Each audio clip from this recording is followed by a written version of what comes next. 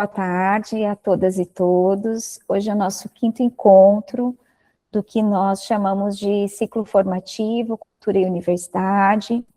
Então, essa é uma ação que parte do nosso diálogo interno dentro do grupo de estudos sobre universidade, o GEL, e a gente acaba fazendo uma parceria, então, entre GEL, Assessoria de Cultura, e também com o Forcult Nacional e a rede das universidades latino-americanas, que tem se dedicado ao estudo da cultura e das artes, né, dentro das universidades públicas latino-americanas, e a gente faz essa rede colaborativa para nos ajudar a aprofundar, a pensar as temáticas que giram em torno do que a gente tem tentado compreender melhor, que é essa relação cultura e universidade. E hoje a gente tem a alegria de receber, então, o professor William, que vem para nos ajudar nesse diálogo, nessa conversa.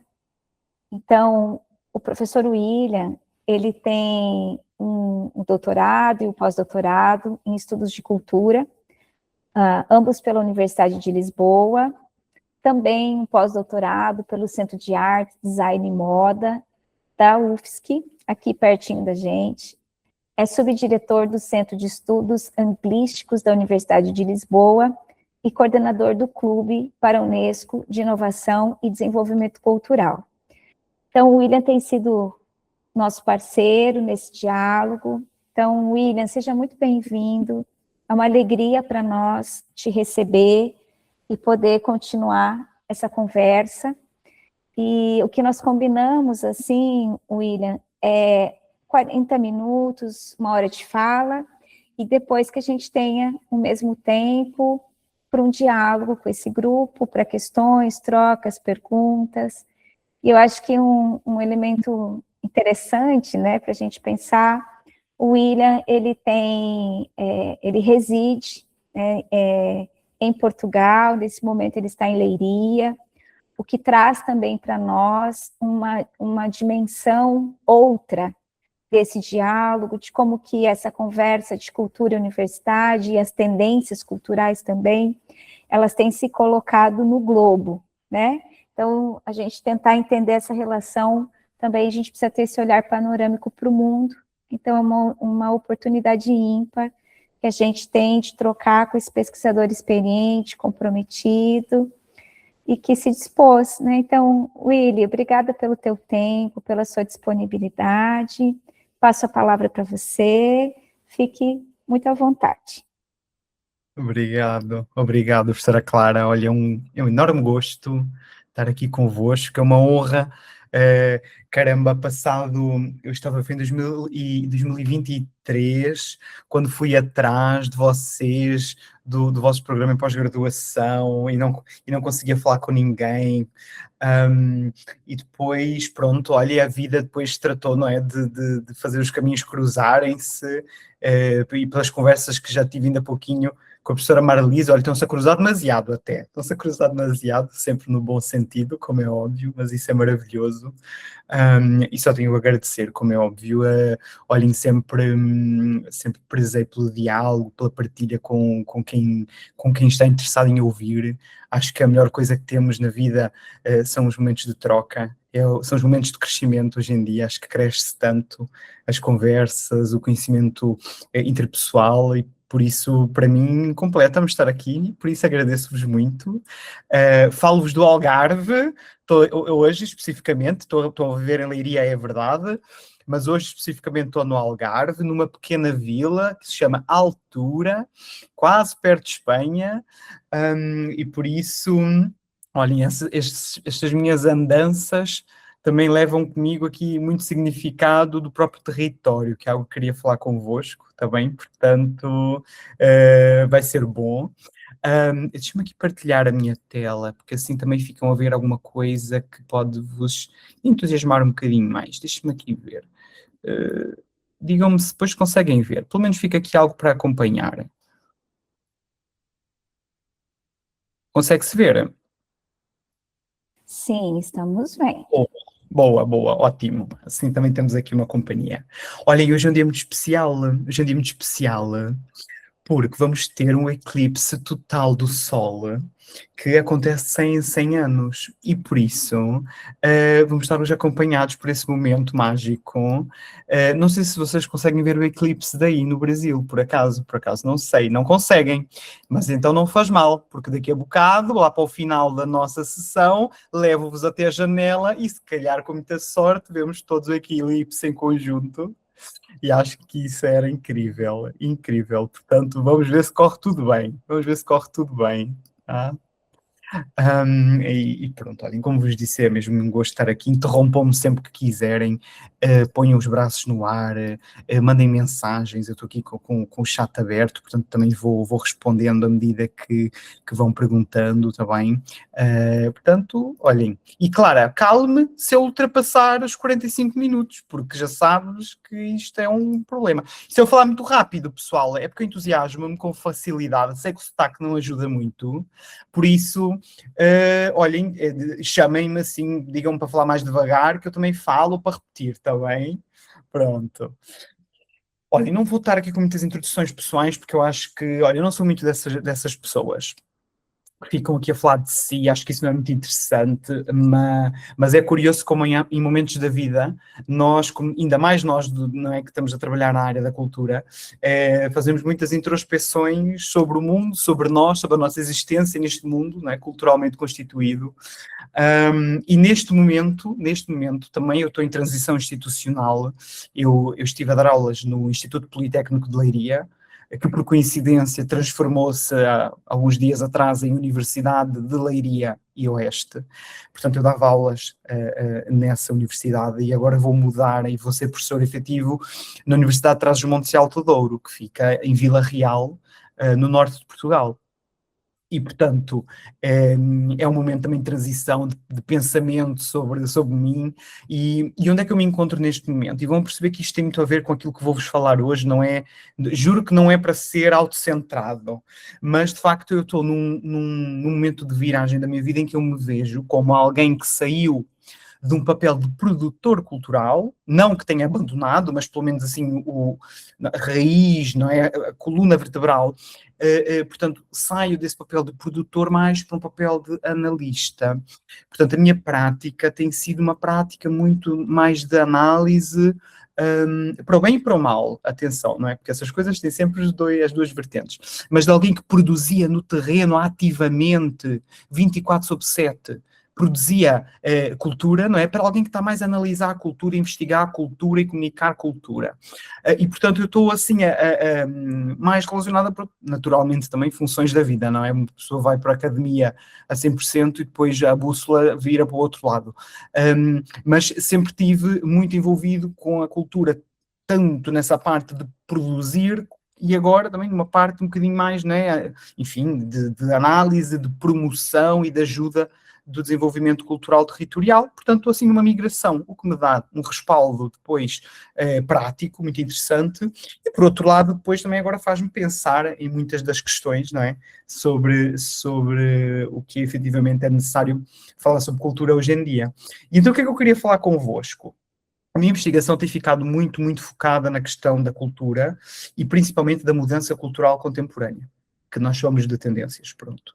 Então aquilo que eu tenho vindo a estudar nos últimos 8, 10 anos tem sido muito como é que os territórios, as marcas, os projetos, as artes, principalmente as indústrias culturais e criativas, para ser bem específico, têm absorvido dessa cultura em mudança.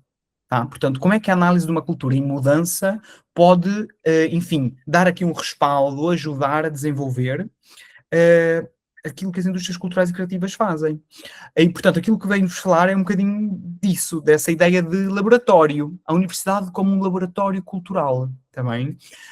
Quero-vos falar hoje um bocadinho sobre a cultura enquanto uma prática significante, a universidade enquanto um espaço de conhecimento, sociedade e mudança. É claro que não vou estar aqui a dissertar sobre algo, porque senão vocês estariam aqui a concordar comigo, mas é bom sinal. Falar um bocadinho dessas tensões que as tendências culturais trazem, nessas transformações do mundo, e falar um bocadinho da importância da experimentação e da transferência de conhecimento através da cocriação para o território. Não necessariamente nessa ordem, exatamente, não é? Mas vou premiar esses 5 tópicos também, e pronto, e vamos conversando também, vamos falando. E olhem que fiz aqui um estudo para começar muito interessante, que foi, claro que isto está enviesado, não pelo meu navegador, porque eu abri um navegador anónimo, mas certamente pelo IP do computador está de certeza. Eu abri o Google Imagens e pus cultura. E o que me apareceu logo em cima foram, portanto, as imagens do topo, são estas todas que conseguem ver aqui. E eu comecei a ver e achei muito curioso o que é que lá aparecia, não é? Porque eu pensei, bem, vamos começar por questionar o que é cultura, e ainda mais numa das áreas que é muito cara para mim, que são os estudos de cultura visual. Deixa-me aqui ver como é que visualmente a cultura representada pelo maior motor de buscas que existe hoje em dia, não é? E olha, e vimos muita coisa interessante, muita coisa interessante.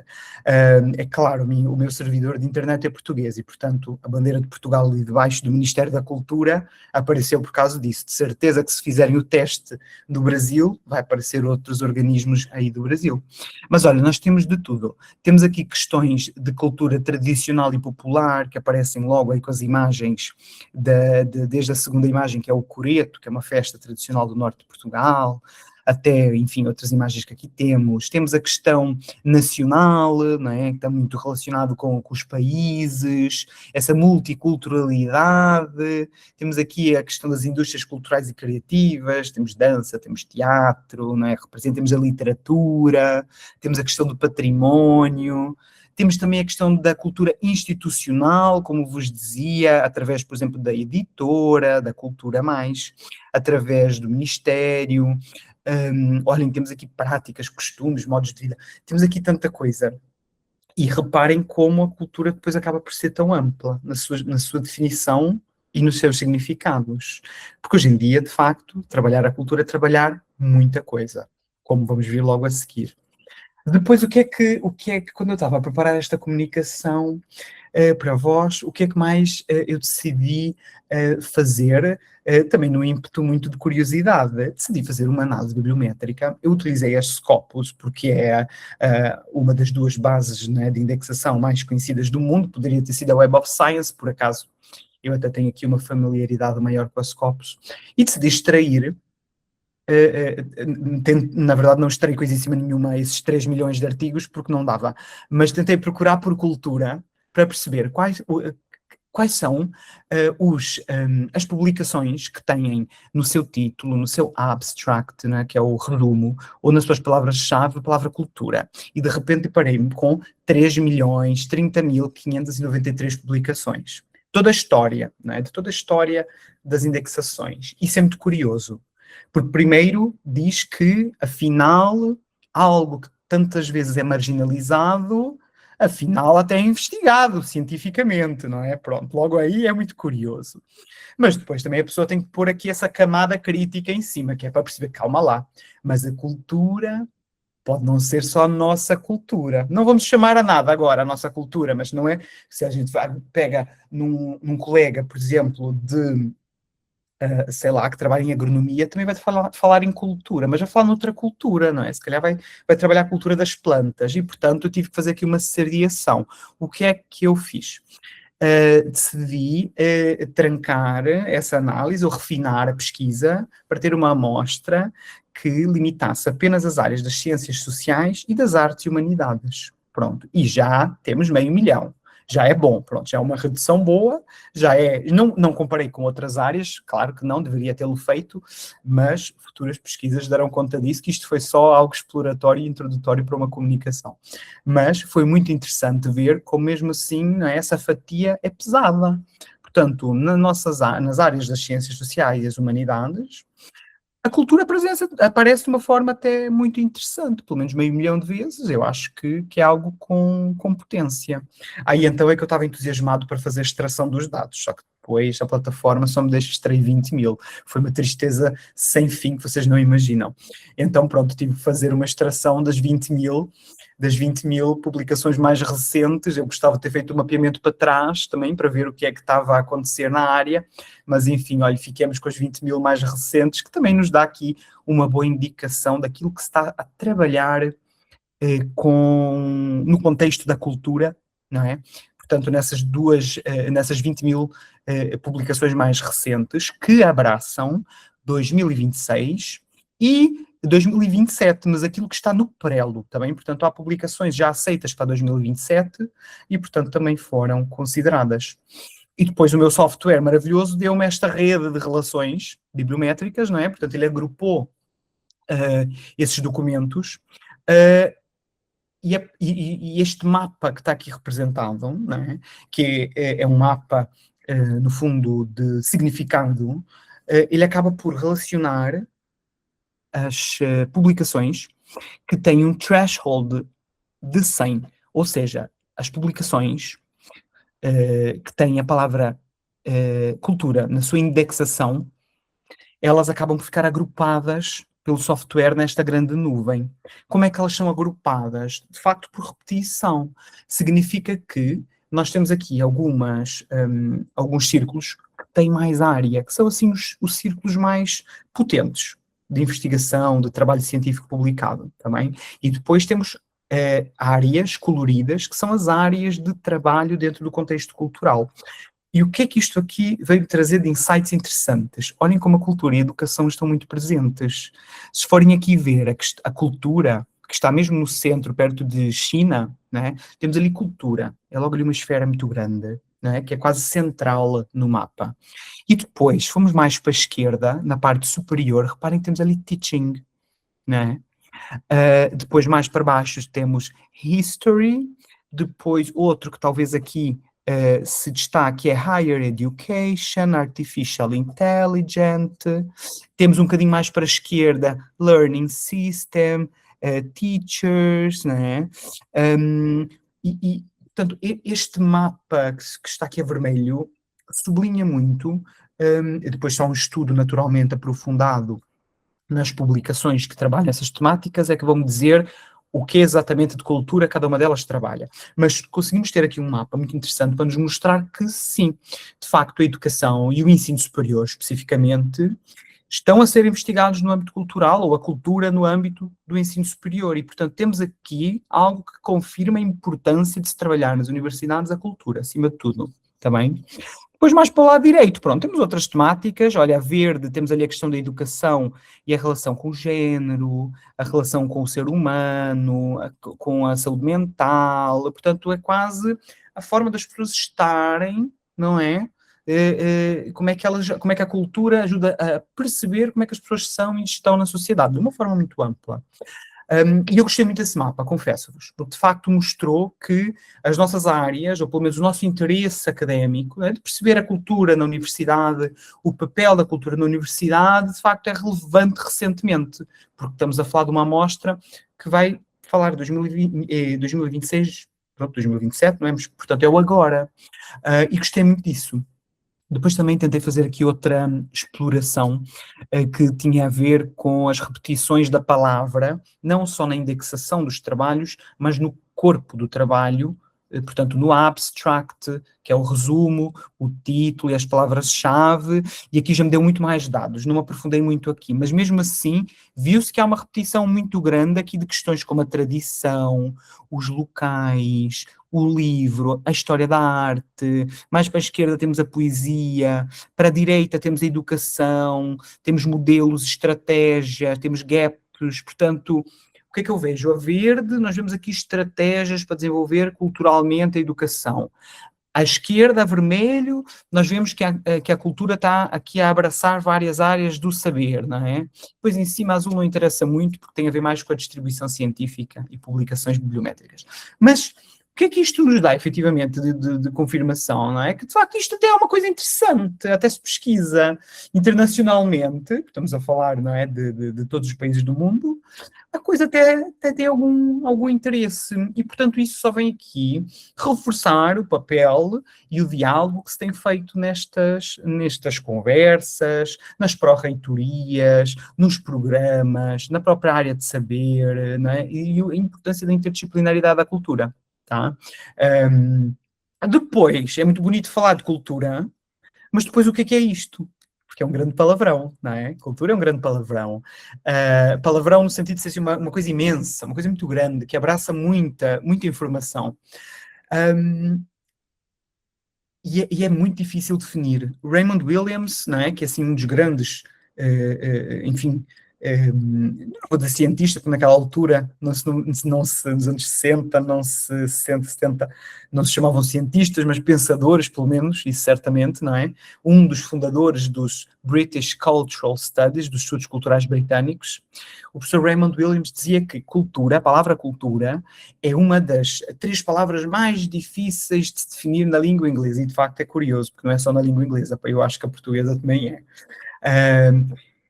E torna-se muito complicado definir. Até vos pergunto, será que podemos definir, não é? Conseguimos? Eu acho que é muito difícil. A verdade é que toda a gente compreende. Se nós temos... diga-me o que é cultura, se perguntarem, não é? Se calhar as pessoas até assim sentem um bocadinho de resistência. Mas depois nós perguntamos, mas sabe o que é? E toda a gente diz, claro que sim, não é? Claro que sei, então Deus me livre não saber o que é cultura. Então é muito curioso perceber essa dicotomia que tem num termo, que é muito conhecido, mas tão difícil de entender, não é? Ou melhor, não é de entender, é de definir. Por isso essa operacionalização do termo cultura deve ser sempre cuidada, não é? E deve ser contextualizada. Estas 2 imagens que cá estão, efetivamente, têm muito de cultura nelas, não é? Da esquerda, mostro sempre essas imagens dos meus alunos, porque eu acho que, de facto, esse choque visual é interessantíssimo para perceber a cultura. Porquê é que elas são cultura? Por um lado, porque elas representam obras de arte, não é? Muito emblemáticas, muito icónicas. À esquerda temos Dalí, com a persistência da memória. À direita temos a Mona, não é? A amiga Mona Lisa. E depois, ao mesmo tempo, nós temos aqui, que são já agora uma nota, não é? Que são, assim, obras clássicas, com uma componente cultural, histórica, ideológica muito forte, não é? Depois, por outro lado, temos a atualidade representada nessas imagens, não é? Na esquerda temos o Bob Esponja, não é? O SpongeBob, e do lado direito temos o iPhone na mão da Mona Lisa. Então, olhem que interessante. Por um lado temos a obra clássica, por outro lado temos uma bricolagem, para usar até um termo das humanidades, né? Uma bricolagem com conceitos ou contextos visuais, não é, contemporâneos, e essa própria força, essa dicotomia das imagens é que nos traz aqui uma percepção de que, calma lá, que a cultura não é estática ou não deve ser. Então é muito curioso ver como nós conseguimos pegar em algo tradicional e readaptar aos nossos tempos, seja quais forem as razões, não é? Então a cultura é algo em mudança, a cultura é algo, não é, que atualiza a nossa forma de ser e a nossa forma de estar. E, portanto, é difícil definir, porém todos compreendem, não é? O que é a cultura, e ela transcende essa ideia de expressão artística, de história, de literatura, de erudição. Nós temos aqui em Portugal, nós estamos a tentar afirmar a área, não é, da cultura há muito tempo. Porquê? Porque começou tudo com a literatura, e então, por norma, as universidades têm a cultura e a literatura muito, muito agarrados. Porquê? Porque entendem a literatura em muitos dos lugares, até não só em todos, como é óbvio, mas em muitos das universidades entendem que a cultura é um contexto histórico, social da literatura. Só que vai além disso, não é? A cultura, vamos ver mais à frente, mas a cultura vai abrir outros caminhos de entendimento que não têm a ver só com a obra literária per se. Então é muito interessante ver como nós estamos a tentar aqui consolidar algo e colocar numa perspectiva muito diferente e que, de facto, de lá fora, já tem, assim, um papel de grande destaque, de grande relevo. Por exemplo, na obra de George Steiner, A Ideia da Europa. Eu adoro isto. acho que a Clara já ouviu falar disto, que é a Europa pelos cafés. É uma ideia dele neste livro que é maravilhoso. É um dos livros, assim, basilares dos estudos de cultura cá que nós trabalhamos em alguns programas. E basicamente o Steiner diz o quê? Que nós conseguimos analisar a cultura através do café. O café, claro, a bebida, mas também o espaço. Porquê? Porque ele faz uma leitura de que a Europa nós conseguimos observar, por um lado temos que ser quase flaneurs, não é? Portanto, observar aquilo que está ao nosso redor, e o café é muito propício a isso. Nós temos aqui a mania da esplanada, beber um café numa esplanada de rua e olhar a vida ao nosso redor. Por outro lado, os cafés acabam por ser, pronto, muito semelhantes, não é? Aquela ideia do espaço no meio do jardim, com as cadeiras que serve o café expresso, pequenino. Portanto, há aqui alguma semelhança também. Então, analisar a Europa através dos cafés é uma proposta muito curiosa e muito rica que o Steiner traz, e que, numa perspectiva também crítica agora, pessoal também, naturalmente, mas, de facto, eu acho que a Europa está-se a homogeneizar demasiado, as capitais europeias, para ser mais específico. Acho que estão a ficar todas muito iguais, muito gentrificadas, todas têm um centro histórico, todas têm o café posh, todas têm a livraria ou seja, está-se a ver aqui uma massificação também, que tem muito a ver com a cultura e com o consumo cultural internacional, né, que por um lado pode ser perigoso e deve ser revisto. Portanto, esses choques entre contemporâneo, consumo contemporâneo, não é, e entre a raiz histórica também é algo muito curioso de se analisar na cultura. Não vou estar aqui a dissecar com teoria, mas basicamente a minha base para perceber um bocadinho a cultura, a minha base teórica, vem de alguns autores. Eu selecionei aqui alguns só para vocês perceberem um bocadinho de onde é que isto vem. Primeiro vem de Raymond Williams, como já vos dizia, não é? Que trabalha a cultura como um modo de vida. Portanto, ele é um autor inglês, muito ligado à left-wing britânica, e basicamente ele fala da cultura, basicamente como é que tudo começou, os estudos culturais britânicos. Começou com uma necessidade, de facto, dos operários, né, de se perceber que a cultura não era só a cultura das pessoas eruditas, chamadas eruditas na altura, não é? Aquela cultura de consumir produtos de um determinado extrato social. Antigamente, quem é que eram as pessoas cultas, não é? Portanto, que consumiam cultura? Eram as pessoas que iam à ópera, eram as pessoas que estavam a ouvir Maria Callas em casa, eram as pessoas que estavam a ler os grandes livros dos seus países, né, os seus grandes símbolos literários, eram pessoas que frequentavam os salões, né, pessoas que consumiam arte, arte moderna, arte barroca. Isto é que era a cultura, antigamente, uma cultura, né, de erudição. E os British Cultural Studies vêm mesmo com uma proposta de repensar o que é efetivamente cultura. Quais são os objetos que são considerados cultura? Porque é que uma festa popular de uma aldeia, por exemplo, não pode estar integrada, né, neste grande barco que é a cultura? Porque é que há algo que é consumido pelo povo, pelos operários, também não pode ser considerado cultura. Então foi aqui que começa essa gênese, né, de se estudar século XX, portanto, meados do século XX, de se estudar a cultura numa outra perspectiva. É por isso é que eu gosto muito de Raymond Williams. De facto, ele fala que a cultura ela é vista de uma perspectiva ideal, documental e social. Ideal é tudo aquilo que é idealizado e que representa enfim, nosso espaço, nossa forma de estar, não é? Tudo aquilo que é os objetos idílicos, quase, não é? Pensarmos, por exemplo, em Portugal, o Camões, não é? Os Maias, enfim, pensar assim em grandes obras que, de facto, retratam e cristalizam a cultura de cá. Documental, tudo aquilo que documenta, e aqui entrelaça um bocadinho com a ideal, não é? Porque estes objetos de alguma forma também documentam, mas grandes obras de arte, por exemplo, que documentam a história, não é? Mas aqui é mais interessante, que é onde traz essa clivagem, a diferenciadora é a social.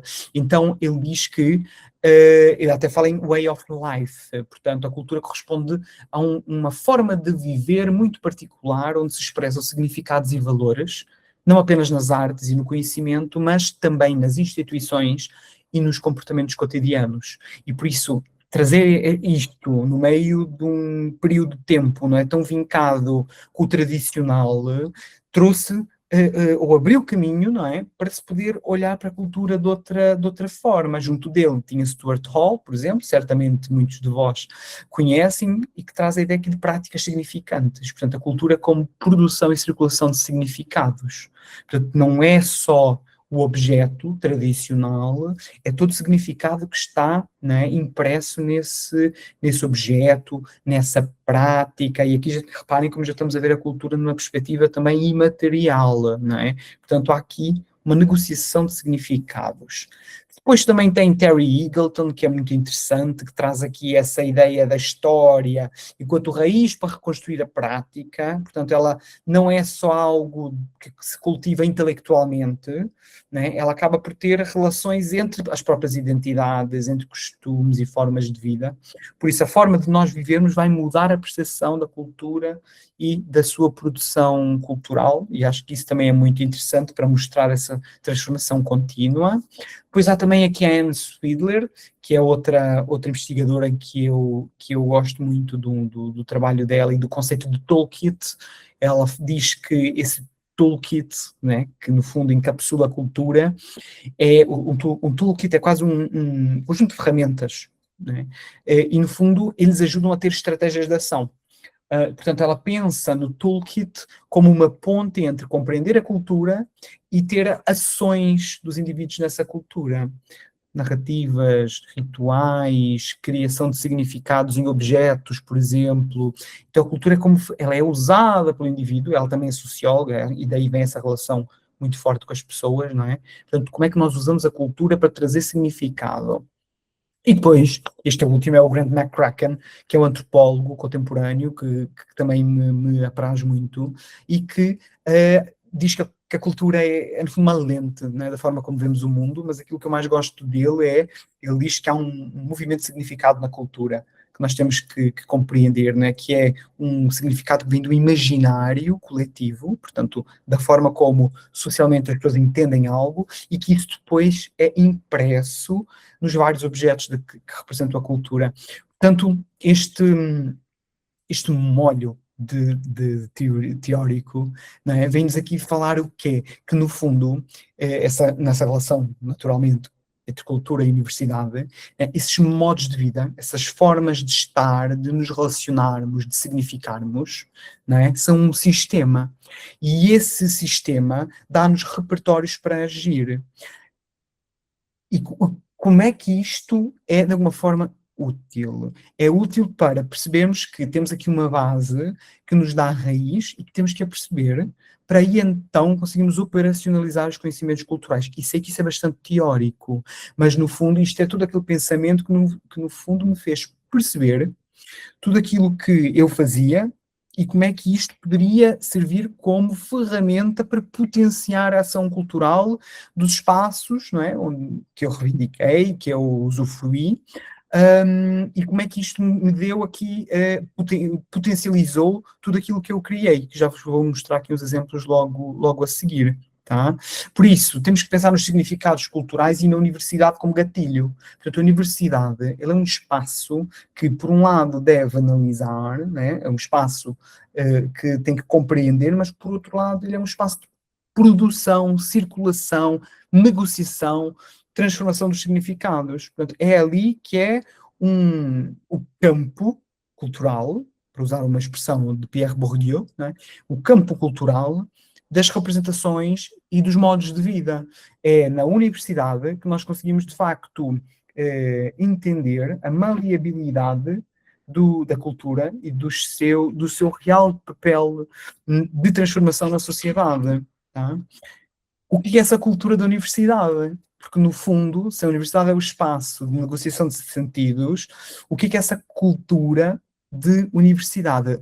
É muito difícil definir uma cultura de universidade, porque isso exige uma forma de pensar que foge. Ai, Jesus, tenho que cuidar com as expressões que eu uso.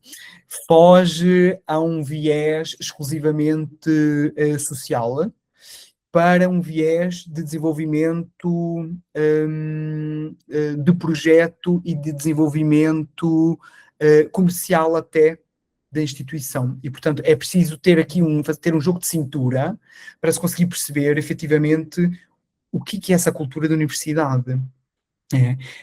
Numa perspectiva aqui ontológica, nós temos que tentar compreender, efetivamente, o que a universidade é para nós, o que é que este espaço de análise, de transformação de significados representa e o que é que ele nos traz enquanto instituição que pode potenciar as nossas práticas e as nossas relações.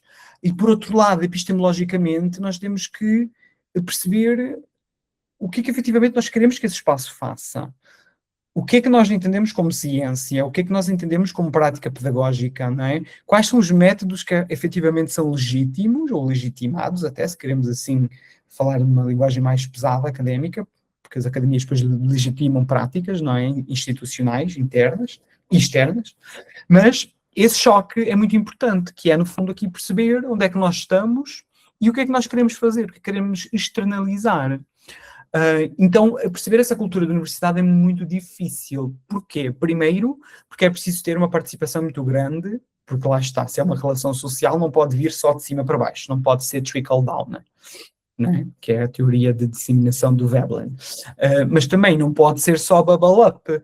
Porquê? Porque bubble up vem das massas, vai para cima, só que depois em cima há um decisor.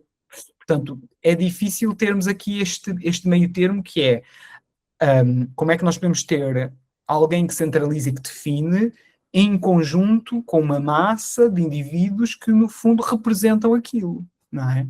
Então a cultura universitária ela constrói-se e isso é muito importante, é um pilar que eu acho que deve ser tido em consideração. Quem diz universidade neste momento pode-se falar em instituição, pode ser uma empresa, pode ser um projeto, pode ser uma marca.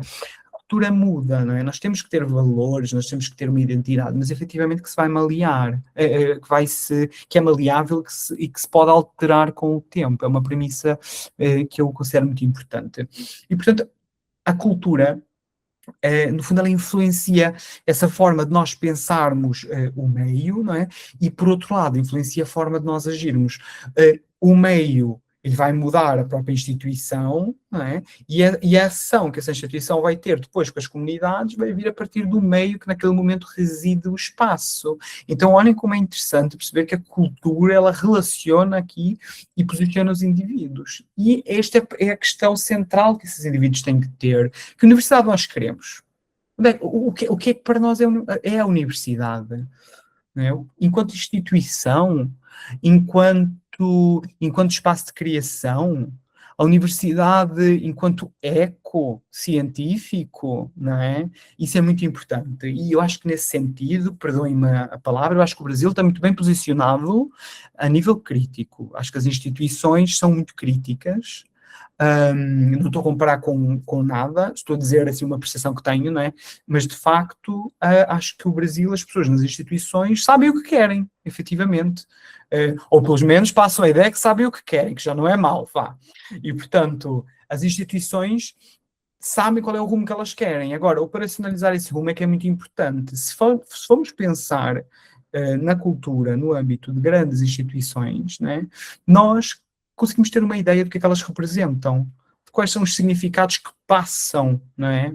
Para quem está, enfim, do outro lado, seja futuro estudante, seja, enfim, colaborador, seja alguém interessado, o que quer que seja. Penso que toda a gente conhece Harvard, não é? E nós temos uma ideia de Harvard muito específica. Metam aqui no chat uma outra palavra que para vocês representa a cultura de Harvard. Não é? O que é Harvard? Estamos a falar, assim, da primeira ou segunda, por acaso não fui ver os rankings ainda, do top 2 ou 3 está seguramente, né, das universidades mais prestigiadas do mundo. O que será que é essa cultura de Harvard? Será que é uma cultura de inovação? Não é? Será que é uma cultura de empreendedorismo? Por isso, é importante nós pensarmos que essa instituição, né, ela tem uma cultura própria e essa cultura passa depois para os indivíduos, né, externaliza, mas que está muito definida internamente, não é? Quem é que consegue pensar da mesma forma dentro da própria instituição? Então a cultura ajuda isso também, a dar uma bússola, não é? Pensar em Cambridge é a mesma coisa, vai buscar as raízes históricas, vai buscar as raízes culturais da Inglaterra, não é? O prestígio, não é? Muita semelhança de Harvard. Portanto, olhem como a cultura delas vai se definindo, não é, com o tempo, e vai se cristalizando em um conjunto de valores que depois representa as instituições. Eu pensar em Roma, na Sapienza, por exemplo, que é top 1, não é, de Itália, é pensar na história, não é? Pensar no património, não é pensar propriamente na inovação, não é se calhar a primeira palavra, não significa que não seja, não é? Mas se calhar não é inovação a primeira ideia da cultura da Sapienza, se calhar aqui outros valores, não é? E a mesma coisa por aí, no vosso caso, da UTFPR, né? Quais são as palavras ou quais são os valores que a vossa instituição culturalmente passa e quer passar. Portanto, quais são os significados, não é, que se trabalham na instituição e que depois permitem ela externar um conjunto de ideias sobre a própria instituição. Então, a cultura, no fundo, reparem como de repente nós passamos de uma ideia muito teórica de cultura para uma ideia até muito operacionalizável de cultura, não é? E aí já vem o meu viés de vida, que sempre me obrigou a lutar contra todas as forças que exigiam números para mostrar que aquilo que eu fazia até era um bocadinho interessante institucionalmente. A cultura ajuda-nos a perceber onde é que nós estamos, não é? E para onde é que nós queremos estar. Daí eu defender muito que a prática de análise cultural deve ser interdisciplinar e deve estar presente em todas as áreas de trabalho. E acredito, eu já dei muita aula a muito curso diferente. Eu já dei aulas para cursos de marketing, de gestão, já dei aulas para cursos de recursos humanos, já dei aulas para cursos de design, de arte contemporânea, de intervenção artística, de cultura, de tradução, portanto, de línguas. Eu já trabalhei, olhem, com o que vos passar pela cabeça, quase certeza que eu já dei aulas. E sempre na área da cultura, o que é muito curioso. E então ganhei aqui alguma flexibilidade também para perceber como é que a cultura pode potenciar as várias áreas, não é? E como é que ela consegue efetivamente alavancar aquilo que é feito. Vocês têm uma coisa que eu gosto muito no Brasil, que são esses pilares, não é? Não sei se vocês chamam de modelo pedagógico ou não, mas enfim, são pilares para um modelo, certamente, que é o ensino, pesquisa e extensão. E eu gosto muito disto. Também é um bocadinho que nós temos cá, se calhar não com esses nomes, mas eu acho que efetivamente funciona. Mas, na verdade, o que eu acho que faz falta é aquilo que está no centro, que é a cultura e o território, não é? Porque não basta só nós fazermos uma extensão generalizada, eu acho que a extensão tem que ser situada, não é? E, acima de tudo, a cultura deve trazer uma base para o ensino, uma base para a pesquisa e para a própria extensão, porque não se pode querer fazer na USP, não se pode fazer, perdão, não se pode fazer na UTFPR aquilo que se faz na USP. Porque não faz sentido, se calhar, porque se calhar não é o papel institucional da universidade e da cultura local. Não se pode querer agarrar numa universidade em Portugal e de repente, nós vamos fazer aquilo que fazem em Cambridge. Porquê? Porque nós não percebemos se a cultura faz sentido, a cultura não é a mesma, não é? Então é muito importante situar a investigação e aquilo que se faz nos territórios, e só a análise cultural é que permite fazer isso. Daí a importância dos observatórios, dos laboratórios, dos programas de investigação, enfim, de pós-graduação, enfim, os nomes que quiserem dar, não é? Porque são esses espaços que nos ajudam a analisar a cultura e a perceber efetivamente qual é o território que nós nos enquadramos, não é? Esse mundo culturalmente constituído, que o McCracken nos diz, não é? Como é que nós podemos adaptar essa análise no território de forma tão específica e perceber o que é que efetivamente é preciso? Onde a universidade habita, onde as instituições estão, como é que nós conseguimos perceber qual é a cultura e como é que nós podemos ser mais incisivos e ter mais impacto? Saber analisar os espaços, pronto. E as tendências aqui depois ajudam um bocadinho a nortear este processo que deve ser em cocriação. Então, os territórios, eles são específicos. E acho que a cultura deve ser vista dentro dessa especificidade, não é? Pensar em cidades, assim, de uma forma genérica, se pensar em duas cidades, vão ver que as cidades têm forma de estar, formas de pensar diferente, não é? Formas de relacionar, e só isso já é suficiente, às vezes, para a missão de uma instituição mudar. Eu gosto sempre de pensar na sustentabilidade. Se nós pegarmos na sustentabilidade, na Noruega, e depois se compararmos com a sustentabilidade da Noruega no Brasil, por exemplo, acham que é a mesma coisa? A ideia de sustentabilidade, se calhar, é a operacionalização dela, não. Porquê? Porque a cultura mudou. E mudou a cultura de uma forma tão íntima, não é? Para cada local, que efetivamente depois é preciso adaptar essas ideias, não é? E sem falar que depois os conceitos mudam, porque se hoje é sustentabilidade, já está datado. Hoje em dia já se fala de sustentabilidade social, e se calhar, pensando bem, já está datado também. Hoje em dia já não basta ser sustentável socialmente, temos que regenerar, não é? Antigamente era reciclar. Portanto, olhem como o conceito, como o tempo passa, também se adapta, não é? E a cultura ajuda-nos a perceber um bocadinho disso. Depois eu trago-vos aqui 3 exemplos de formas como eu operacionalizei a cultura, através de projetos institucionais, mas trazendo aqui algum impacto real para os territórios, pensando em investigação científica. O primeiro trabalho que eu vos trago é um conjunto de exposições que nasceu de um workshop de 3 anos, na altura ainda era estudante, que foi feito na Universidade de Lisboa, na Faculdade de Arquitetura, junto com a Universidade Canadense, Dalhousie, no Halifax. Então, basicamente, a cortiça é um material português, é o material das rolhas de vinho, que dá para fazer muito mais que rolhas de vinho, mas isso fica para uma palestra futura. Então, basicamente, o que é que nós descobrimos? Que nós não descobrimos nada, nós pusemos os alunos a descobrir que nós podíamos fazer aqui algo ligado ao território, portanto, a uma indústria corticeira, a maior indústria corticeira do mundo em Portugal, e os alunos estiveram durante 3 anos, um mês por ano, imersos e a trabalhar com o material cá em Portugal, para fazer experiências e perceber o que é que se podia fazer com a cortiça, não é? Então, olhem como aqui nós temos o território, que é Coruche, que é uma cidade no Ribatejo, que fica para baixo de Lisboa, não é? Portanto, essa é a capital mundial da cortiça. Temos uma necessidade do território, que é repensar um produto, porque queremos fazer mais do que rolhas de cortiça, não é? E depois temos, então, aqui a relação com a investigação científica, que é aqui muito empírica, uma experimentação, não é? Muito prática, com a investigação social, que é a relação do produto com as pessoas e com os indivíduos daquela região específica, e depois temos os outputs, que foram o quê? Que é a extensão.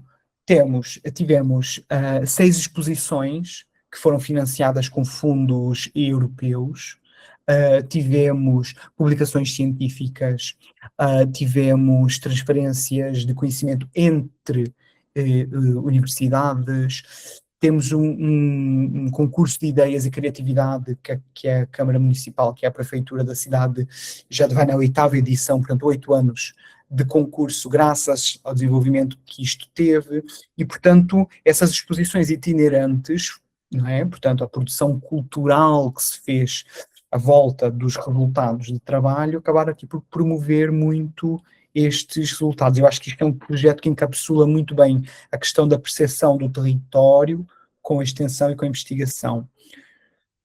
O segundo é um projeto que eu submeti e que vi aprovado em 2024, que é o Clube para a Unesco de Inovação e Desenvolvimento Cultural, e que no fundo há uma rede muito forte internacional, e infelizmente Brasil não tem, pelo menos que se conheçam, clubes Unesco, mas que são tipo as cátedras, mas trabalham de uma forma um bocadinho diferente, muito voltadas para a sociedade e para os territórios, e no fundo esse clube, que estava sediado no Politécnico de Leiria, ajudava aqui a disseminar, por exemplo, os ODS, né, os Objetivos de Desenvolvimento Sustentável, articulando unidades curriculares, projetos institucionais, não é?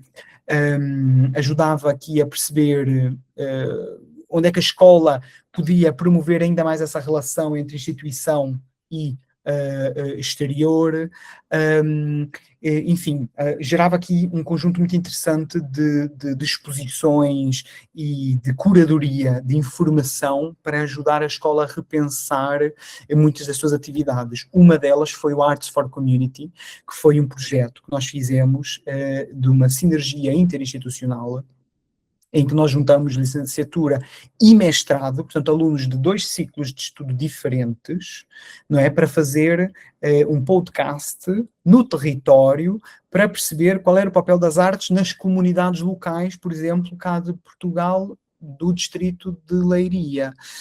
E depois este projeto foi muito rico, porque primeiro há aqui 2 níveis muito diferentes, de alunos de licenciatura, graduação, e alunos de mestrado, e aqui a partilha foi muito profícua. Depois, os outputs foram muito fortes, não só a nível de conhecimento, como de experiência trocada entre escola e estudantes. Tivemos 25 episódios de podcasts, tivemos 25 depois books de projeto, que foram documentados naturalmente, com entrevistas, enfim, material de pesquisa. Tivemos 3 publicações científicas, um dos artigos foi indexado na Scopus, tivemos comunicações, pósteres, mas acima de tudo ganhamos, agora é informação fresca, ganhamos o primeiro lugar no Prémio de Inovação Pedagógica da Universidade, porque de facto mostrou qual era a importância de colocar estudantes em diálogo com o território e em diálogo entre si, portanto, mais velhos e mais novos, não é? Para promover modelos pedagógicos e transferir esse conhecimento de recolha e análise. Portanto, mais uma vez, temos aqui esse modelo, não é, tripartido, onde a cultura é a base, é perceber o território para poder recolher informação e aí então poder levar para a instituição e a instituição poder devolver conhecimento. Enfim, olhem, há tantos outros, mas eu já chego no fim. Olhem, o que é que eu vos trago aqui? Algumas ideias de tendências para discutirmos um bocadinho, que podem ser caminhos que eu acho que estão a mudar a relação universidade-cultura hoje em dia e que eu acho que são muito importantes considerar. Não é nada, algumas ideias não são nada novas, mas pronto, a cultura algorítmica e a inteligência artificial, a ideia do IA, que está a transformar naturalmente a nossa relação de conhecimento e de aprendizagem, a tecnologia está a envolver cada vez mais os nossos processos, não é? E, portanto, o que é que nós temos que repensar? O que significa saber criar e, efetivamente, pensar a nível académico. Eu acho que hoje em dia os algoritmos fazem-nos refletir muito sobre isso. Eu acho que isso é claramente uma mudança que, claro, vai espelhar de várias formas, mas assim como macro tendência cultural, é um bocadinho essa direção que estamos a ter, não é? Está a haver uma tecnologia que está a influenciar a nossa relação com o conhecimento. A ideia da aprendizagem ao longo da vida, que é o lifelong learning, não é? No fundo, a universidade ela já não é estanque nos ciclos fechados de ensinamento. Hoje em dia tem que ser algo que se adequa aos territórios, que adequa aos próprios ciclos de estudo. Cá em Portugal, pelo menos, está-se a investir muito numa coisa chamada microcredenciais, que são cursos rápidos de curta duração para atualizar profissionais e para atualizar a comunidade, não é? Portanto, repensar que ao longo da vida nós temos que adquirir conhecimento, pensar na sustentabilidade, que deve ir além do reciclar as garrafas, não é? Como é que isso pode influenciar a forma de pensarmos os territórios, de pensarmos as individualidades, as pessoas, os campos, não é? Como é que nós podemos ter uma relação mais sustentável e, efetivamente, para trazer benefícios e valor institucional transversal.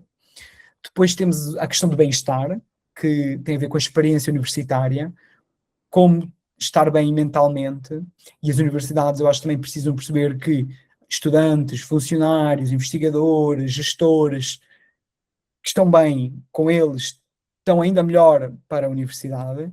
Portanto, eu acho que é uma mudança de mindset que está efetivamente em emergência. A diversidade, a inclusão e a pluralização da universidade, portanto, há outras dimensões estruturantes que têm que ser abraçadas. A interdisciplinariedade, eu acho que hoje em dia é muito perigosa. Porquê? Porque não se aceita aquilo que ela é. Acho que vende-se a interdisciplinariedade e depois as pessoas ficam muito fechadas nas suas cúpulas e, portanto, eu acredito que esses espaços homogéneos devem ser mitigados. Portanto, nós queremos pluralidade, não é? Nós queremos acessibilidade, trajetórias diferentes para trazer riqueza. Depois a ideia do ecossistema transacional de conhecimento, eu acho que isso temos trabalhado bastante e é bom. Portanto, levar para fora, trazer aquilo que é de fora para nós, para melhorarmos, para reivindicarmos. E a questão da territorialização e o compromisso com as comunidades. Eu acho que deve-se olhar para aquilo que está ao nosso redor. Quem somos, onde estamos, o que é que isto pode nos trazer, porque eu acho que isso é que é muito benéfico para as universidades. Portanto, o campus já não é só o espaço fechado. É o campus digital também, é verdade, mas também é tudo aquilo onde a universidade está. Portanto, para onde é que nós queremos ir? Olhem, eu acredito efetivamente na universidade como laboratório cultural. Acho que esse mapeamento de tendências culturais, de transformações do nosso espaço, transformações da nossa sociedade, das nossas cidades, é que nos permite construir cenários futuros. E, portanto, como podem ver, a cultura aqui vai para outro limiar que não só produção artística, como é óbvio, não é? Mas vai também numa perspectiva de política cultural, que eu acho que é muito importante nas instituições. Criar políticas adequadas aos territórios onde a universidade seja um parceiro estratégico. Olhem, é isto. Já ultrapassei largamente o meu tempo. Obrigado. Mas agora, olhem, conversemos, questionemos, interroguemos, só para vos dizer que temos exatamente 34 minutos até eu partilhar convosco o eclipse, está bem? A ver se conseguimos. Obrigada, Will. A gente vai fechar lindamente, né? O ciclo com o eclipse. Então, agora a gente tem um tempinho para trocar, para conversar, para partilhar do que a gente foi pensando, né? Enquanto o professor William foi fazendo a sua abordagem. Quem gostaria de começar a conversa? A prof. Marlise está inscrita, fique à vontade. William, querido, muito obrigada, tá um prazer enorme te escutar, assim, e estava com saudade desse sotaque, e... Ai, tantas coisas, mas, assim, acho que a nossa conversa informal ali, quando estávamos nos apresentando e conversando um pouco, aí eu acho que nós estávamos falando sobre política pública, né? Que é um tema que me é muito caro, assim, eu pesquiso políticas de educação superior, né? Políticas de universidade. Então, eu queria que você conversasse um pouquinho conosco, porque o pouco que eu conheci, né? Eu tive um ano em Portugal, mas eu confesso que não é o suficiente para uma imersão com mais profundidade, né? Mas, enfim, o pouco que eu conheci, eu consegui estudar, eu vi um Portugal muito enraizado nas suas culturas, as universidades que eu consegui visitar e a própria UTAD que eu tive mais, né, oportunidade. E aqui no Brasil, não é comparando, William, que a gente sabe que não existe comparações, não é isso, mas é assim, no sentido de que o Brasil, nós temos um país continental, como você sabe, e uma diversidade extremamente. E aí, universidades muito jovens, né, que foram criadas agora, e universidades muito, muito estabelecidas. Então, as nossas políticas públicas, aí te falando das nossas do Brasil, tá? Elas têm induzido uma relação de uma cultura universitária que eu considero perversa, né? Nós estamos aquilo que nós conversávamos antes, assim, então as políticas públicas têm nos levado para um lugar perverso. Então, assim, eu queria que você comentasse um pouco, assim, sobre isso, eu sei que tu pactua, mas, assim, pistas, né, como que você que está tão emprenhado nisso e trabalhando, assim, propondo, porque esses projetos que você mostrou, mesmo sendo projetos ainda quando você era aluno, são projetos que tiveram muitos frutos, uma beleza, né? Então, assim, comente um pouco conosco, assim, um pouco essas questões, falando de políticas públicas nesse sentido, tá? Obrigada. Obrigado, professora Marlise. Olha, eu acho que a primeira persistência é muito importante, não é? O primeiro projeto da questão da cortiça, de facto, eu comecei quando eu era aluno. Mas depois, olhem, já eu era professor e ele continuou. Então reparem como a persistência depois leva ao crescimento, não é? Dos projetos e do desenvolvimento. Logo aí, portanto, acho que a persistência é a principal palavra de ordem na minha perspectiva. Agora, eu não sei exatamente o que é que fala a nível de políticas específicas aí do Brasil que vos levam para caminhos complicados a nível de ciência e de gestão, mas imagino. Mas eu também acho que são questões mundiais. São questões mundiais. Eu acho que a ciência, é porque eu falo com os colegas e eu vejo toda a gente, todo lado do mundo, a reclamar das mesmas coisas. Portanto, publica-se mais publicação, mais indexação, mais projetos financiados. Agora estamos nos projetos financiados, cá, temos que captar fundos. Aqui agora é ou capta fundo ou você não é ninguém. É um bocadinho assim. Portanto, captar fundos. Pronto, infelizmente é muito difícil remar contra a maré. Agora, onde é que o que eu acho que é importante é ter bons líderes e líderes conscientes, né? Acho que ainda há eleições, acho que ainda há, a comunidade ainda escolhe, enfim, os seus representantes, e eu acho que as lideranças devem ouvir muito para tomar decisão. Eu acho que muitas das vezes é difícil de ouvir. Eu sou muito provocador, porque eu também falo aquilo que penso, com a adenda que digo sempre, olha, filtre, considero aquilo que achar pertinente, mas eu acho isto, não é? Eu sou assim muito provocador nesse sentido, porque eu acho que é importante ouvir e ouvir tudo de todos, antes de tomar decisões, não é? Tudo de todos os partidos, de todos os espectros, pronto. Ouvir é sempre aquilo que me ensinaram. Primeiro ouve-se, depois critica-se. Depois tomam-se decisões. Mas acima de tudo, eu acho que é preciso ser estratégico nos ecossistemas onde nós vivemos. Porquê? Porque são ecossistemas muito maleáveis e que estão em mudança muito rápida. A cultura organizacional está a mudar muito rapidamente. Então, as universidades estão-se a adaptar a sistemas que estão a alterar bastante. Eu não sei se vocês sentem isso. E por isso o jogo não vai ser fixo, não vai ser tão estanque, tão hermético como era.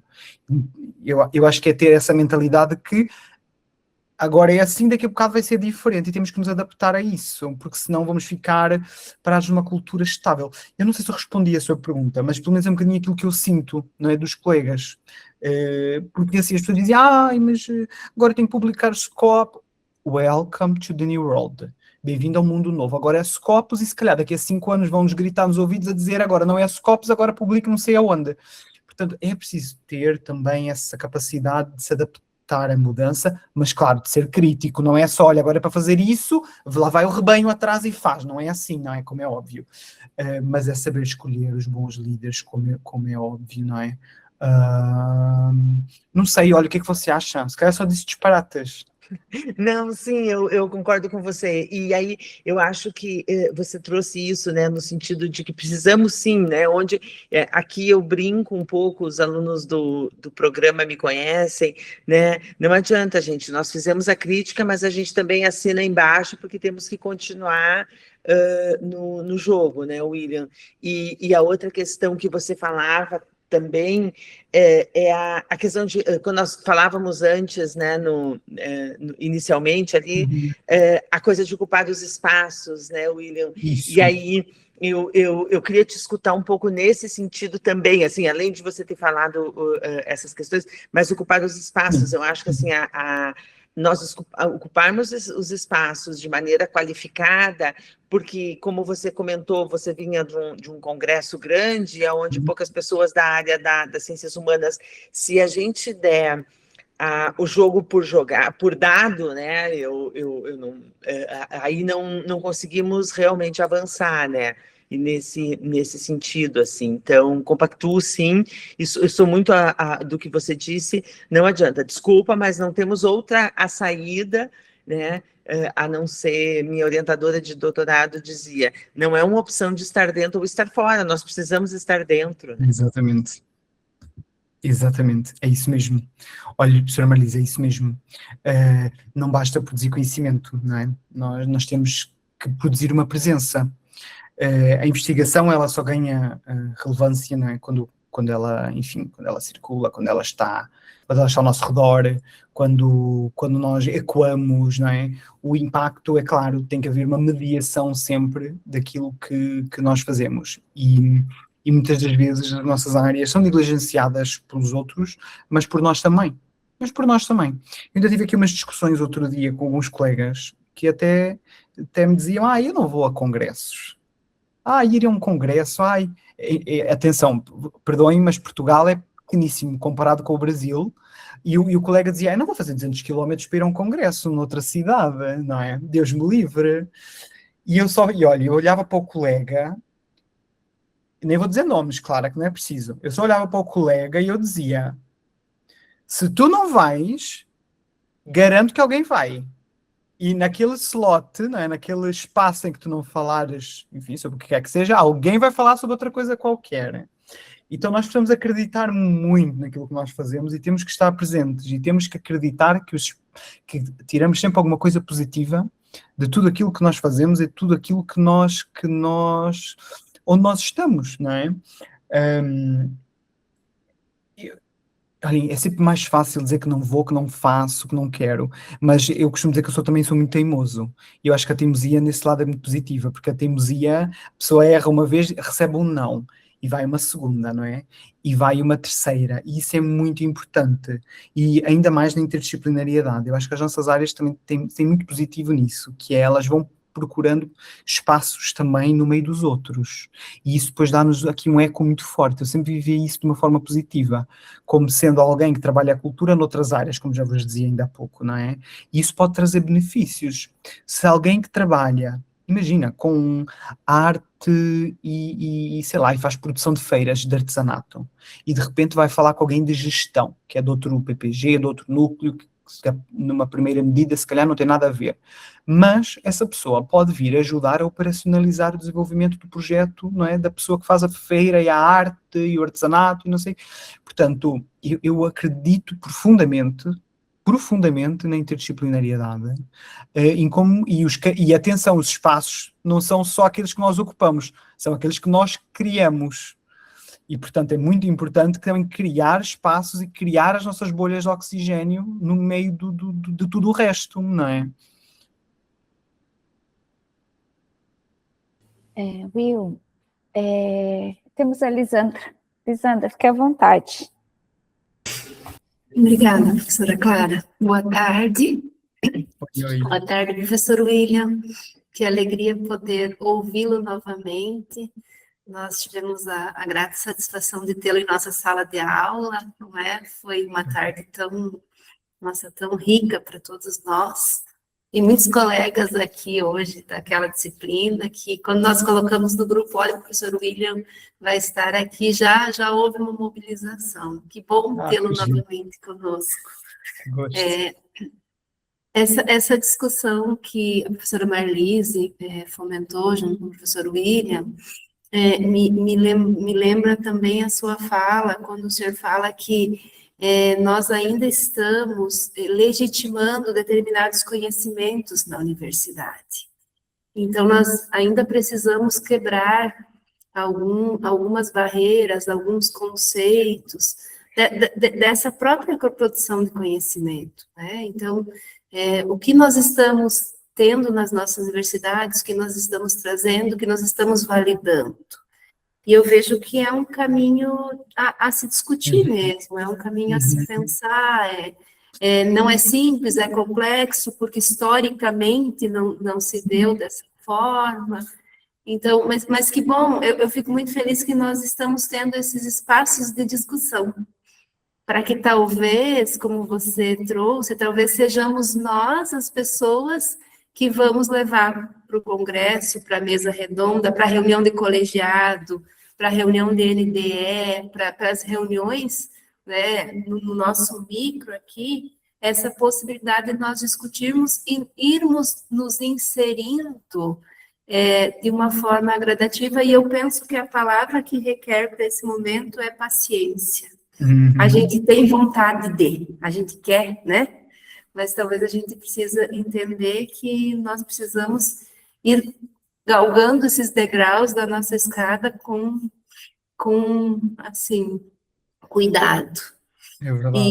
E fico feliz quando o professor nos traz esses exemplos, né, de que dá certo, de que a gente vai conseguir. Olha, Lisandra, dá obrigado. Olha, dá sim. Olha, o dia que disserem que não há cultura, o que não interessa é só dizer que, olha, pelo menos 31 pessoas no dia 12 de agosto, à beira de um eclipse, estiveram reunidos para falar de cultura, não é?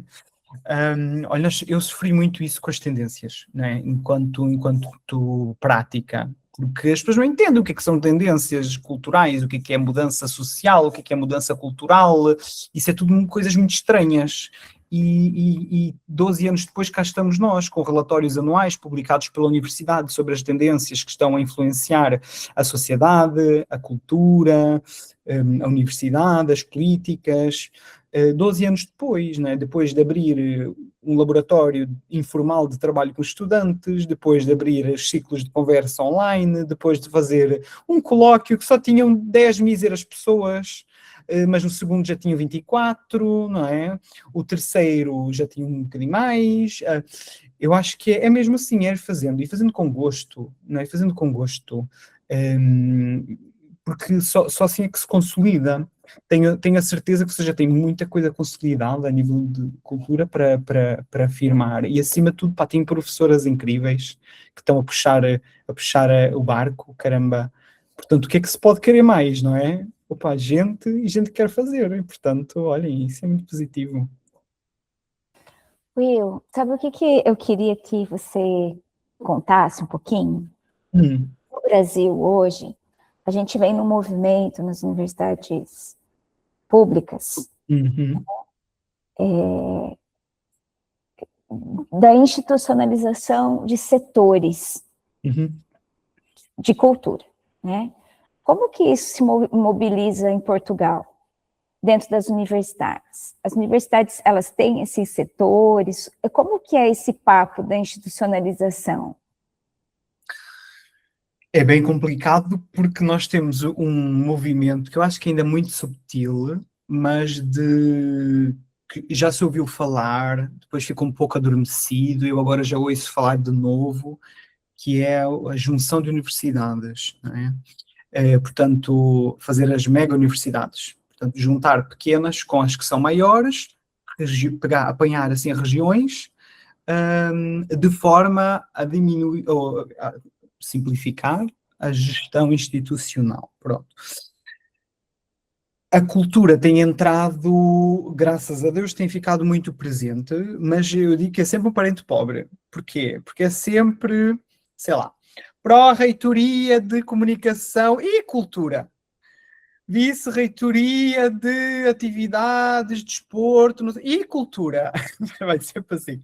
O nosso Ministério da Cultura acabou este ano, politicamente, né? Temos um Ministério agora que é desporto, juventude e cultura. Pronto. Então é assim, tem estado presente, porque eu acho que está na raiz, como a professora Marlise disse, e bem, Portugal é um país histórico, e a história, o património é muito forte cá. Pronto, há um interesse muito grande em manter, não estou a dizer que é bom ou que é mau, é o que é. Há um interesse muito grande em manter, em preservar, em difundir o património. Por acaso é uma área que me apraz muito. Institucionalmente, os setores da cultura eu acho que ainda estão muito diluídos e depois acabam por ter algum peso, não é? Eu ficaria mais satisfeito, por exemplo, com uma pró-reitoria, uma vice-reitoria exclusivamente dedicada à cultura, não é? Porque às vezes isso fica muito institucionalmente, nas instituições que eu tive experiência, diluído por gabinetes. Portanto, apesar de ter um pró-reitor, um vice-reitor de cultura, acaba por ser o gabinete de imagem que trata de tudo. Portanto, é uma cultura muito operacionalizada, lá está, aquilo que eu falava um bocadinho na palestra, muito voltada para a comunicação institucional, uma coisa ainda muito comercial, uma cultura muito comercial e pouco vivida. Mas eu também acho que, em grande parte, os estudantes têm aqui alguma parcela de culpa. Porquê? Porque eu acho que os jovens hoje em dia já não são jovens de antigamente, mas lá está, é um mundo em mudança, como vos dizia. Então eu já não sinto o viver a universidade da mesma forma. E que é diferente, por exemplo, da experiência que eu tenho no Brasil. Acho que o Brasil ainda vive um bocadinho mais que aqui. Aqui estamos a viver uma desmaterialização muito grande das universidades, na minha perspectiva. Elas existem, as pessoas vão a atividades, estão lá. Só que, por exemplo, os alunos estão numa desconexão muito grande com a instituição em si. Eu sinto, assim, a geração mais nova. Então tem sido bastante complicado. Estamos a ver assim uma dicotomia muito grande entre o estar, o viver, o criar cultura e o forçar a criação de cultura institucional. Por isso, às vezes faz-se e depois não há adesão. E então as estratégias que eu tenho visto as instituições a fazer é: fazemos para quem quer muito, e se vão 6, pelo menos são 6 que querem muito, e é trabalhar com aqueles 6 que muito querem, não é? Por isso, assim, a nível de gestão, são as reitorias que estão, e existem reitorias de cultura, pronto, não exclusivamente, mas a cultura está presente, é uma pasta importante. Depois é uma cultura promocional, muito, não é? Muito promocional. Uma cultura pouco consumida e uma pouca autonomia. Isto é um cenário só trágico, parece, não é? Parece que é trágico, mas é muito presente, por exemplo, eu acho que ela é mais forte, por exemplo, com os professores que fazem acontecer em sala de aula, partilha de cultura, criação de experiências culturais. Portanto, eu diria que talvez menos pelas instituições, mais pelos docentes em sala de aula. Pronto, o meu pensamento é um bocadinho nesse sentido.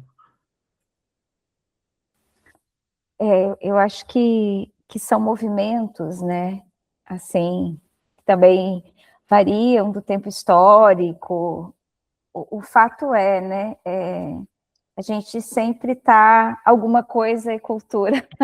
Eu acho que meio no mundo inteiro, né, mas eu vi que a Rô tinha levantado a mão. Rô, cadê você? Eu tinha levantado e desalevantado, brincando. Agora levantou de novo. Sim. Ah, então, já que você me chamou, achei que você não tinha me visto. Então, vamos lá. Boa tarde, William. Obrigada pela... Vocês viram que eu estou prestando atenção na conferência, né? É muito bacana te ouvir, William, assim, né?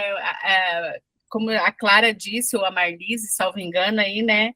É um fechamento para a gente desse ciclo que vem, né? Que elas vêm proporcionando a gente no GEL aqui, né? Então, você fez toda uma caminhada muito bacana. Gostei muito de lhe ouvir. Parabéns. A minha pergunta vou entre aspas, né? Professor de português aqui desabaixado a minha mão, pelo fato de que, não sei se não foge um pouquinho, mas enfim, né? Eu tenho uma curiosidade, né? Em relação à cultura, e pelo fato de você estar aí nesse espaço, né, europeu aí, que é assim, ó, que culturas aí, não digo na Europa, né, porque a Europa é uma coisa muito diversa, né, mas especificamente em Portugal aí, qual que cultura que culturas encontram espaço dentro da universidade e quais ainda você percebe que permanecem à margem, assim, né? Mas se você achar que fugiu muito e da tua também fala, né, é só uma curiosidade realmente aí. Olha, Rosângela, que tipos de cultura será que se refere a práticas culturais? Não é? Isso, escolheram culturas no plural, assim, né? Tudo que envolve disso que você falou, dos conceitos que você nos trouxe, desde o modo de vida, de tudo aí, né? O que é, assim, aí encontra espaço dentro da universidade e aquelas que ainda são deixadas à margem, por exemplo. Ok. Eu acho que já sei como é que posso pensar sobre isto. Duas perspectivas. Numa perspectiva mais simbólica, de universidade e instituição, que tem uma raiz, uma tradicionalidade muito grande em Portugal. Portanto, a ideia, por exemplo, não sei se vocês conhecem o traje académico, que os estudantes utilizam um traje que vem da altura dos padres, E, portanto, há todo um simbolismo. Por exemplo, aqueles trajes académicos dos professores que vocês usam aí nas graduações, nós temos trajes próprios que são usados em vários momentos do ano, por exemplo, na abertura do ano académico, nos júris de doutoramento, como se fosse uma toga, chama-se uma beca. É como uma toga do juiz. Portanto, estes movimentos são muito simbólicos, não é? A própria ideia dos estudantes nas associações, as associações de estudante aqui são muito fortes, elas, pronto, até financeiramente, perante o Ministério da Educação. Então há assim uma prática de instituição mesmo, universidade, que ainda é muito pesada, e que ainda permanece, não é? E, portanto, os alunos acabam o secundário, que é o ensino médio, não é? E querem muito viver a vida universitária, estar nesse espaço, não é? Enfim, de mudança de vida. Por outro lado, a nível de prática cultural, eu acho que as universidades vivem muito ainda de uma prática muito estável, de exposições fotográficas, exposições biológicas, os seus acervos, e fogem um bocadinho, não é, da experiência cultural mais plural, sei lá, estou a pensar em programação cultural mesmo, podia-se ter, por exemplo, agendas culturais, não é? Muito também, eu acho, porque a lei não facilita. Eu estou a pensar em fazer uma feira. Quando eu estive aí, eu sei que foi feita aí uma feira, que até permanece até hoje, estas quintas-feiras, não é? E na escola. Aqui é impossível. Porquê? Porque não se pode movimentar dinheiro dentro da instituição. A lei não permite, então não pode haver vendas, não pode haver troca, não pode haver, é muito difícil. Então o excesso de institucionalização complica também um bocadinho. Portanto, há ainda atividades culturais, depois pois é curioso dizer que há áreas que têm mais que outras. Eu estou a pensar, por exemplo, as Belas Artes, né, de Lisboa, que é uma universidade, pronto, de criação artística, onde tem assim, os alunos um bocadinho mais rebeldes, mais donos de si, não é? Do seu percurso. Há muita exposição, há muito coquetel, há muita apresentação de obras, não é? Assim, e pronto, e está tudo muito voltado naturalmente para as ciências sociais e humanas, ou as outras áreas, pronto, eu acho que é um bocadinho o mesmo daí, é tudo muito duro, não estou a ver pessoal de engenharias por nada, não estou a ver pessoal de biomédicas, não é? Fazer as grandes exposições. Por isso eu acho que aí sofremos da mesma coisa, acho eu, não sei, a minha impressão é um bocadinho essa. Sim, obrigada. E assim também, né, explorando um pouquinho mais, e em relação a culturas, deixa eu pensar aqui como que eu posso colocar aqui, vamos pensar que se fosse aqui no Brasil, né, porque quando você fala dessa coisa das belas artes, as exposições, coquetéis, assim, me vem muito essa cultura elitizada, né, assim, né, posso estar enganada, né, e a periferia disso tudo, assim, tem espaço aí, por exemplo, assim, uma cultura nossa aqui da América Latina é levada para espaços ali, ou a gente é visto assim na cultura como apenas o colonizado, enfim, aí, não sei, também. Eu acho que tem tido muito espaço, é uma ótima pergunta, eu acho que tem tido muito espaço. Tem tido muito espaço, tenho gostado muito de trabalhar com os estudantes do Brasil, e tem tido assim um eco muito, muito rico a nível cultural, que tem sido muito bom, muito plural. Na minha perspectiva, sim, tem tido assim um papel muito, muito positivo de dinamização dos espaços.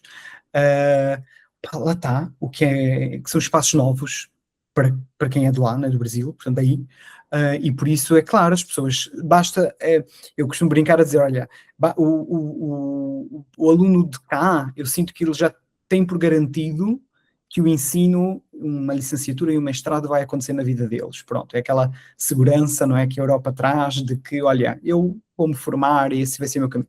Eu acho que o Brasil, quando o aluno vem para cá, vem um bocadinho no desconhecido, não é, no o que é que vai acontecer agora, e então se nós damos uma semente, ela germina, é muito curioso, eu gosto muito de trabalhar, eu acho que há muito espaço. Eu, pelo menos na minha experiência, naturalmente, e dos círculos que frequento, não vejo essa questão, não é? Mas pronto, é a minha perspectiva. Mais alguma questão? Não, Clara, se não tiver ainda ninguém inscrito, contar para o William uma experiência, William, que a gente teve aqui na universidade. Eu orientei uma dissertação de mestrado, uma das minhas primeiras dissertações orientadas, que foi publicada, a menina acabou em 2012. E nós estávamos preocupados com a permanência dos alunos na universidade. Era um momento que a gente estava com bastante evasão dentro da universidade. E aí nós pesquisamos motivos ao contrário, assim, os alunos que estavam se formando já no último período, se tinha fatores que tinham levado essas pessoas a permanecerem, né? Basicamente, a minha aluna era psicóloga, ela vinha da psicologia, e aí ela fez uma pesquisa bem interessante, perguntando assim, o que fez você ficar, né? Já que muitos desistiram, o que fez você ficar? Sim. E aí, assim, curiosamente, e aí eu te falo isso porque hoje nós estamos passando também por esse mesmo momento novamente, assim, por uma difícil, que a gente chama de retenção. Os alunos nós estamos com, né, uma baixíssima procura, né, com dificuldade que os alunos permaneçam na universidade, e aí, então, naquele momento, coisas como o coral, o teatro, né, a roda de mate, né, de chimarrão que nós temos aqui no Sul, apareceram como coisas fundamentais que tinham feito parte da permanência desses alunos dentro da universidade. E aí, assim, a gente entende o que significa essas expressões culturais, que muitas vezes uma roda de chimarrão né, que acontecia, nem sei mais se acontece aqui no nosso campus, que era algo que fazia o sentido de pertencimento. Então, a cultura como sentido de pertencimento, né? E aí, assim, divulgamos esse relatório depois a pesquisa foi publicada, né? Fizemos o nosso papel de publicar em algum periódico importante, mas dentro da universidade não teve eco, e hoje, quando nos reunimos para discutir problemas de permanência, esse debate é pouco falado, né? A professora Clara que está mexendo com a cabeça, porque, né, ela coordenou por muito tempo aí, a Elinícia, estou enxergando aqui, que coordenavam o FUCA, estavam à frente do FUCA, que é um festival de universitário, inclusive, assim, ele está quase sendo finado, né, porque talvez não exista mais. Então, coisas que a expressão cultural, pelo menos para nós, ela tinha uma perspectiva de fazer com que o aluno se identificasse, né? Então, assim, nesse sentido, esses teus projetos que você já participou e esses inúmeros cursos que você citou, que esteve, assim, você sente alguma coisa semelhante a isso nesse sentido? Olha, são projetos que juntam muito os estudantes, criam esse sentimento de estar juntos, de pertencer, e é engraçado que muitos deles no início às vezes vão com alguma resistência, mas no final eles dizem, foi tão bom e eu pertenci a um grupo e o resultado é maravilhoso. Portanto, eu acho que às vezes também é o persistir, é o insistir. Eu acho que aí muito é o docente. Eu tenho encontrado esse espaço em sala de aula, porque tem sido o local onde eu consigo de alguma forma chamá-los a atenção, não é? Deles para a necessidade e até um bocadinho para dizer, olhem, tem que ser, às vezes eu dou a nota de um projeto, é o projeto que se faz nesse contexto e isso tem ajudado bastante. Mas eu acho que no final o facto mas eu acho que é geracional, que é, olha como se antes não fazia sentido, antes não gostavam, não queriam fazer o projeto, a coisa tão chata, quando vem o resultado corre muito bem. Portanto, eu acho que às vezes é muito isso, que é, eles não querem, mas depois que experimentam eles até gostam. Lá está, eu insistir, caneco. Desculpem dizer isto assim, é que é mesmo isso, às vezes é preciso nós olha, irmos com eles e avançar com os projetos e ter força e usar horas extra, mas lá está, isso é a vida de professor, não é? Tudo é extra na vida, tudo é extra. E faz parte também da nossa missão. Eu acho que é um bocadinho isso, é assim que eu vejo, sabe, Marlise? Não sei se faz sentido, professora, mas olha, eu vou guiando sempre a minha vida assim, e insistindo, insistindo, insistindo. Bom, eu acho que o eclipse começou a acontecer no outro lado do mapa. Já está chegando aí, Will? No Olha, Algarve, mais eu acho que já precisamente. chegou, deixa-me aqui ver. Que quando a gente vai pensando, né, essas manifestações da natureza, elas também vão se colocando, né, nos Será que vocês temas. conseguem ver? Se calhar, A gente se calhar consegue um pouquinho. vocês não conseguem ver muito bem. Mas olha, Não, só para vos mas dizer, consegue. eu acho que devíamos tirar um screenshot para guardar esta experiência maravilhosa. Se alguém conseguir registrar, por favor, todo mundo sorri. Olha, portanto, só para vos dizer que vocês estão ao vivo com um eclipse quase total no mundo. Portanto, se quiserem mandar para Globo, é agora, está bem, gente? Eu sei que não dá para ver, mas aí é do... Quando tiver total, eu volto. Alguém tem mais alguma questão para o professor William? Algo que queira repartir? Só deixar uma nota pensar. importante, que às vezes eu acho que eu sou muito gozado cá pelos meus colegas. Gozado é no sentido de fazem chacota comigo, porque eu meto-me em tudo que é projetos eu meto-me, eu sou aquele que, olha, pega e faz, ai, coisa tão interessante, e eu estou sempre a ouvir, ai, não podes estar em tudo, ai, não podes fazer tudo, mas é que o problema é que eu encontro sempre coisas interessantes em tudo. Eu sou muito apaixonado pela vida também, confesso-vos, e gosto de viver e viver experiências diferentes. E eu tenho a certeza que para muita gente estar aqui hoje ia ser ai, para que se eu estou de férias no Algarve? Não é? É mais fácil dizer que não, Mas olhem a maravilha que é o digital também para criar momentos, não é? De estar e de conversar e de partilhar.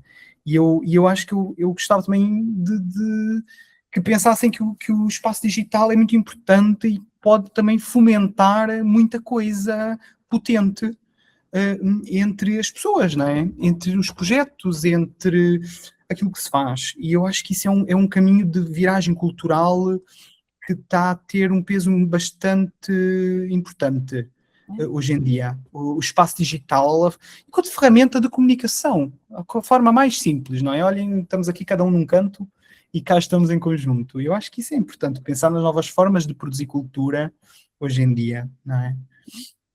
E isso é muito interessante. Eu acho que a gente também pode aproveitar, né, William, para partilhar que para 2027 a gente está pensando num projeto coletivo, né, com o professor William, e a gente vai inaugurar, não sei se essa é a melhor palavra, né, nosso observatório de cultura digital, e aí vai ser um trabalho colaborativo que a gente vai estar fazendo entre, a princípio, né, as pessoas somos eu e o professor William, mas que vai se somar ao trabalho entre o TFPR, provavelmente Trás-os-Montes, e mais os colegas que quiserem se juntar a nós não